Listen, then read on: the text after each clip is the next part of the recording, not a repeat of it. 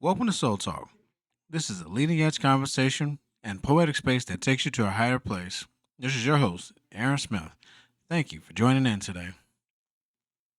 Welcome to Soul Talk, where Hi I guys, talk how are we from doing the today? soul to the Welcome to Soul soul. Talk. This is In your today's host, Aaron episode, which is Smith. actually Join the us eighth in a leading episode, edge we're going to be conversation and talking poetic about space how that takes you adversity to a builds higher character. place. So Thank you for let's joining start us today. in You can find traditional us on order of the YouTube, show. Instagram, Let's and break TikTok. down Don't the forget to date like, share, and subscribe. numerologically and see what it is, what the energy is by the numbers.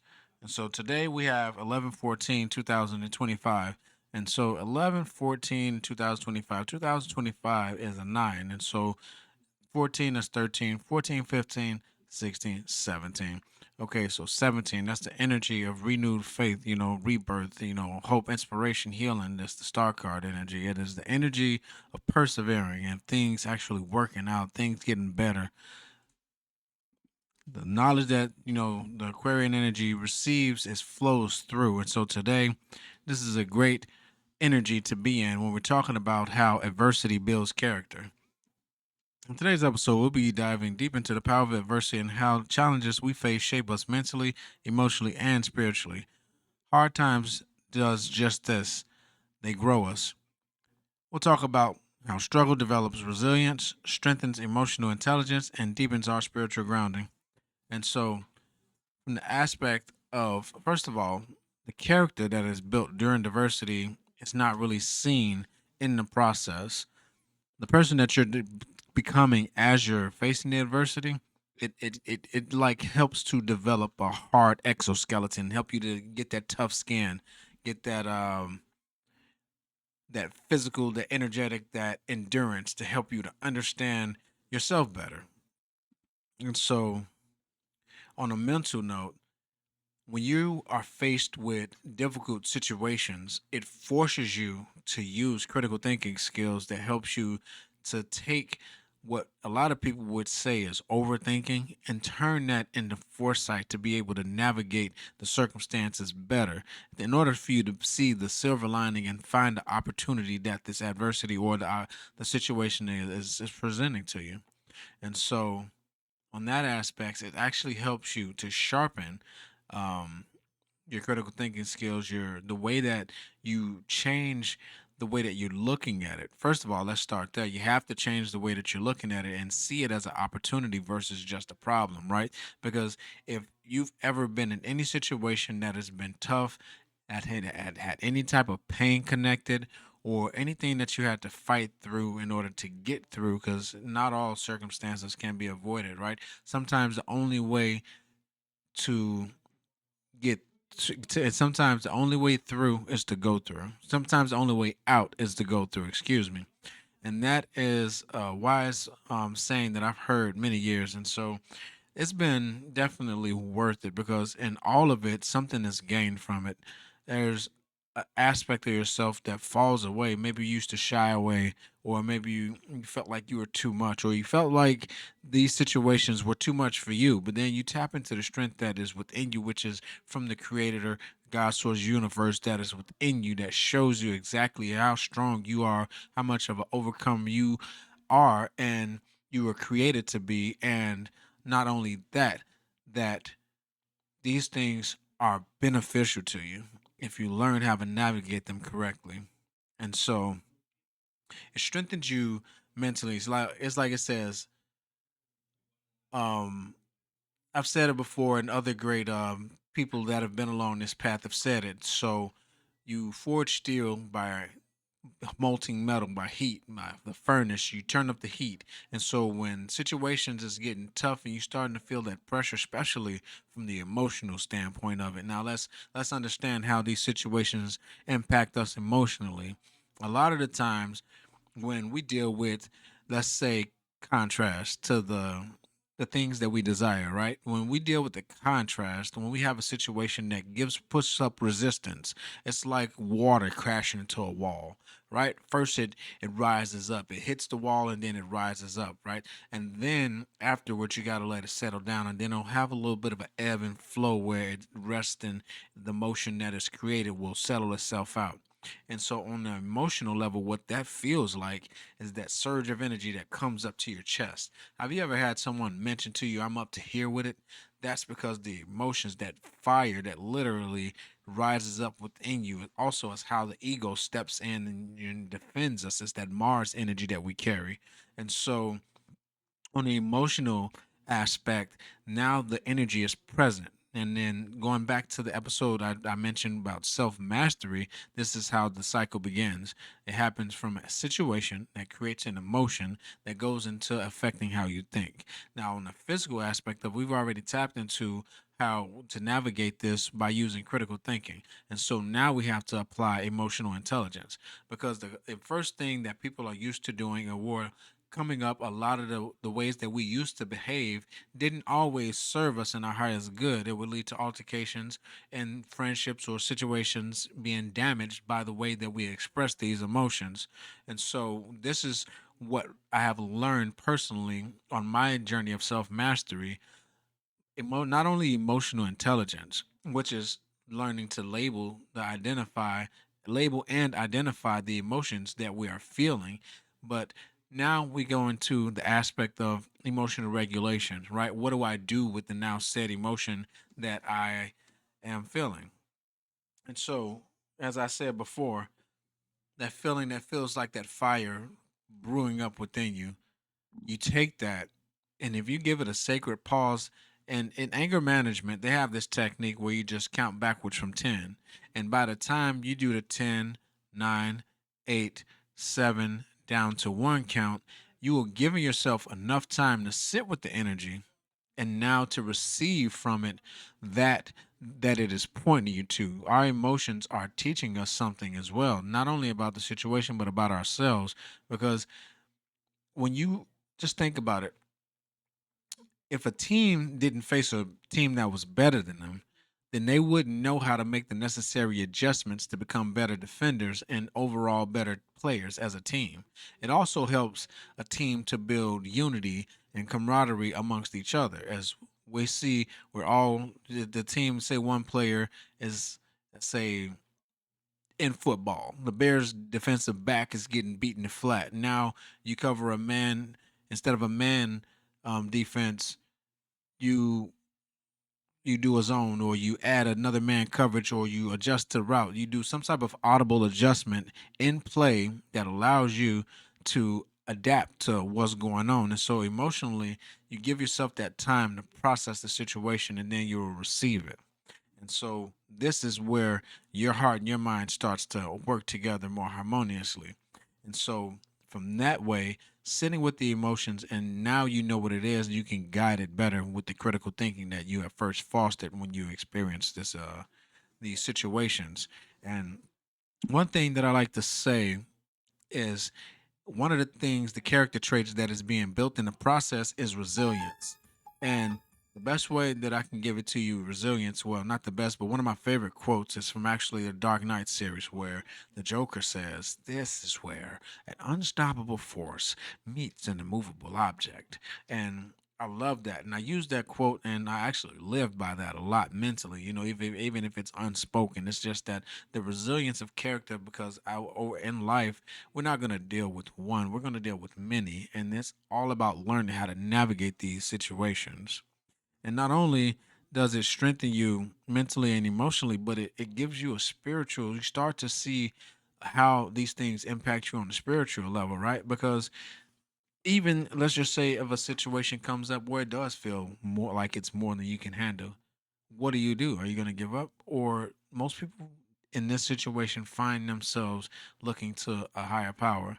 And from that source of strength, where we call them the universe, the creator, God, Allah, the Tao, the many names that the creator has, we tap into that strength, that power that is ever present within us, and that gives us the ability to continue and to face and to overcome these trials, these situations, and these emotional waters, these spiritual waters. And so from that aspect, now it is strengthening and developing faith, and that faith gives you the trust to continue to move forward, because you know that you're not in this alone. Even if you walk alone, if you have a connection to the creator, then with that power that is walking with you, you understand that you have everything that you need to handle these situations. As long as you're not allowing,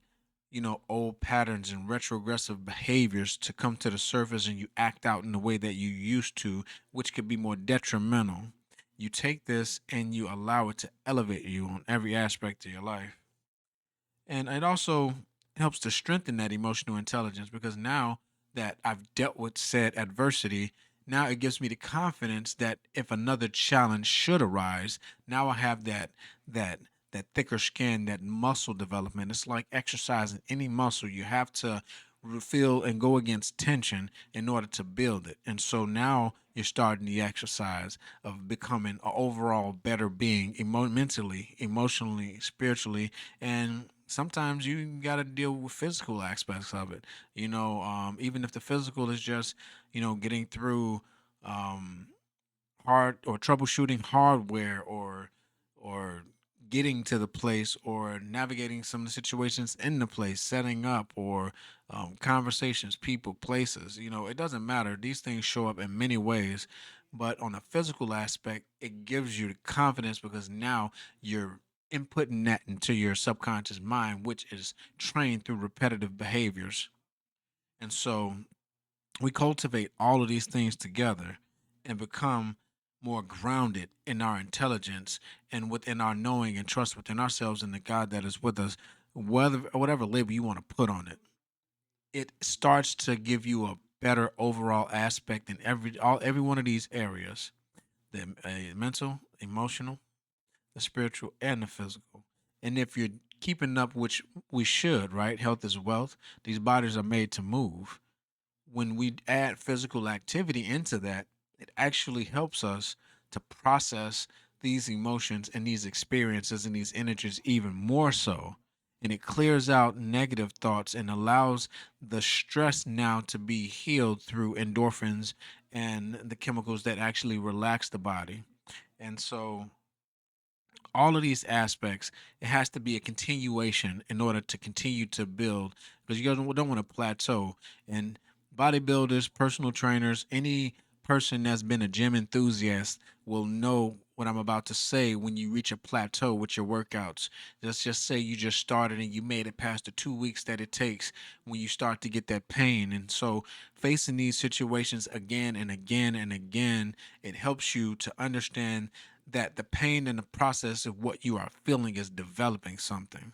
And that which is cultivating the sense of you being able to operate in your highest self, the way that you think, the way that you respond to it emotionally, and then the way that you can articulate, the conversations that come with these things that don't come in like the term that we say these days, crash out. We're not crashing out because the emotions has gotten the best of us. We're managing these emotions, and we have the ability to not give it the knee jerk reaction, which is the bravado, the clapback that everybody says. You can navigate it with a very calm and clear and a very emotionally intelligent and spiritually grounded response. And so this is where we start to heal the parts of ourselves that create more problems from situations, because again, said before, you can't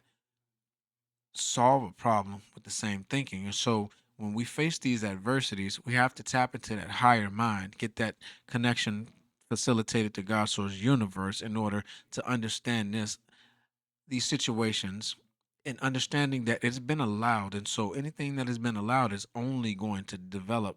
And so this is where we learn to persevere, right? This is where we learn to carry that heavy weight. And so just going back to the analogy of working out and reaching a plateau, what do? You have to make a necessary adjustment. And so this starts with learning how to navigate these emotional aspects of it. And so when we learn to look at adversity as a teacher, then it's not something that we resist. It's not something that derails us when we face it. We understand that there's something to gain from these situations. And so looking at adversity as a teacher allows you to tap into the aspect of yourself where it's almost welcoming it at this point, because I know personally I got to that point because I said I welcome the challenges, because I had at that point gained the confidence from facing it.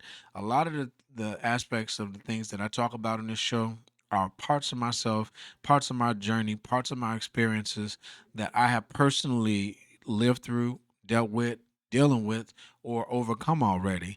And we're all in this together. The wisdom and the things that we have gained from our experience is not only for us, it's for other people that are dealing with similar situations, right? And that is why we elevate and then reach and help other people get to this understanding, this knowledge, this wisdom, and teach them how to apply it in their lives as well. And so that way, as it says, we shine our light for all to see and to help those that are in darkness find their way out. And just think about it like this: it changed my perspective on this exact same topic when I learned how, like, different animals grow, right? And so just think about a lobster. Now, this might you might not look at this in the same aspect of adversity or a situation. Well, just put it like this: the adversity is an uncomfortable situation, right? And there's a little pain involved in it because it challenges the ego, the way that you think. A lot of us, hold ourselves to a very high regard. And sometimes we have to get past vanity and pride and get into the heart of the matter. But in that process, the ego can be wounded. But through that ego sublimation process, you're able to tap into that higher divine mind in the situation. And so, looking at it this way, a lobster grows under extreme pressure. It outgrows its shell. So just think about an environment or a situation or a way of being. Just comes even from being challenged. Just say if you're not used to being challenged, and now someone is challenging how you're doing something. That opportunity is actually presenting you with a way. I feel like I'm, repeating myself a bit, but that's fine too, because repetition is the father of learning. Um, that adversity helps you to give me a second. Back to the lobster, right? It grows under extreme tension. It outgrows its shell. There we go. Back to outgrowing environments and outmoded ways of thinking. It gets to the point where it can no longer withstand that uncomfortability, and it wedges itself in between two rocks and rips it out. And so that's also can be looked at as a shedding the old skin, shedding the old mindset, the old ways of being and thinking and handling these situations. And going back to the lobster, it is uncomfortable. And so there's a saying, never let them see you sweat. Because if a person know that what they're doing is getting to you, and they can get those retrogressive behaviors, those reactions, those responses, that charged up emotional response, it's like you're a marionette. You're a puppet tied to a marionette string, and now the puppet master is playing with you. But when you master that part of yourself, there's nothing there. There's no strings. You're free. Just like the lobster, now you're developing newer, thicker skin that now fits the mental aspects that you've grown into, the emotional patterns that you've learned and applied. Now, this is the wisdom that comes from applying knowledge that you've gained. And then, in turn, that pain will eventually, become a part of your purpose. Just think about it.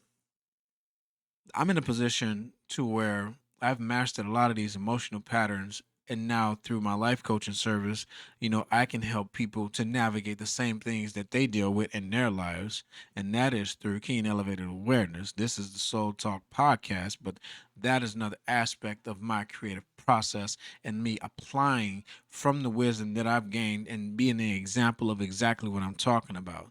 Helping other people to navigate not only just mental, emotional, spiritual, life, shifting perspective. As a thought leader, I help other people to see, you know, things from a different perspective that they may not have. And it's not because it's because that I am that the one who is living within me that is conquered and greater than the one that is outside of me in this world, and even within myself, because the higher mind activates that divine guidance that helps me to navigate. And we all have access to this once we cultivate that connection. And so, by example, I lead that. And that's how you take that pain, you learn to grow from it, and then you learn to apply those lessons. You move in wisdom, and then you connect with community and like minded people to help them come into a fuller, stronger, more mentally and emotionally grounded person through and spirituality, it will be what it is that best suits that individual, whether it's Christian, Muslim, or the new age, where people are tapping into their divinity and rising in that, which is actually the point of all of that. All of that teaching was to help us to understand the power that lies within us so that we could become sovereign beings and operate in this world that reflects the creator that created us. And this is a part of the spiritual growth that comes with that is comes into the fruition of the complete package of the mastery of the person and to their highest self. And so, and then from these experiences as an artist, also, and other artists have learned that we put that, let those lessons learned, these experience into a positive emotional outlet with the music that we write, the songs that we write, the movies that we write, the books that we write, the plays that we write, and all of these paintings and sculptures and anything else that that we pour these experiences into, and we tell stories and teach lessons and just create a beautiful tapestry and a beautiful song that can allow you to tap into that same vibe that allows you to release that from within yourself, because music is a universal language, and it also is something that could help us heal. And from that, that's how a lot of us have, personally speaking as well, because through my poetry, through the songs I've written, through the raps that I do, and even dancing helps to transmute these experiences and these energies. Just think about it like this. I'm gonna take you back to a favorite movie of ours that a lot of us watched growing up, and that was Forrest Gump. My name is Forrest Gump. But just think about the heartbreak that Forrest dealt with Jenny. He actually loved Jenny. That man would do anything for her, no matter what she did. But the one thing that she did that that broke his heart was she loved him and she left him. And from that, this man literally ran from coast to coast about 5, 6 times to transmute that energy and release it. And when he finally got to, he was able to go home and then move on. And from that, he had already experienced so much other things. But I feel like at that moment when he dealt with what he dealt with Jenny, he wasn't just dealing with it for just Jenny. I think it was all of the pain and all of the suffering and all of the trials that he had been through, because at that point he had lost his mom, he lost his best friend Bubba, his friend Lieutenant Dan lost his legs in the war that he wanted to die in, and the trauma from the experience in him.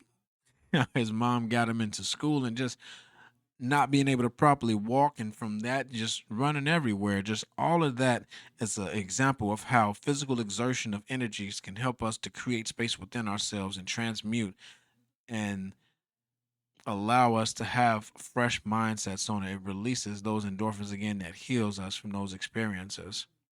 And so, whatever you're going through, I want to leave you with something that encourages you. Just know that it's developing the best part of you, even if you don't understand it. I want you to take it and just hold your head high, stick your chest out, and just walk one step at a time. If you got to pray your way through it, if you have to sing your way through it, if you have to dance the way through it, if you feel like you got to fight your way through it, know the fight that you're fighting and know which battles are yours and which ones are for your God and your spirit team to help you with.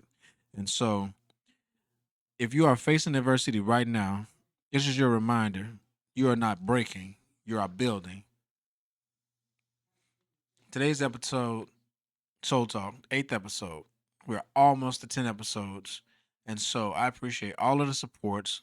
And if you see this on your live stream, just leave a like, share a comment on how this wisdom, this guidance that I am sharing is connecting with you. What adversity or challenges have you faced that has helped you become a better person? A better person.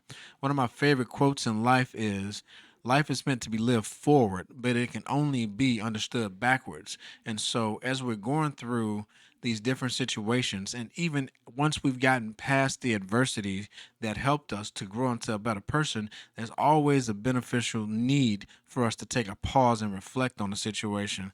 Hindsight is 2020. And so when you reflect on it, you'll be able to see clearly how you've grown, the ways that you've changed, the way that you now can articulate and express said emotions, and then give advice from these situations to someone that could be facing the same thing that can help them to lead them to a better destination than they would had they crashed out or not had the guidance or emotional intelligence to handle it properly. And so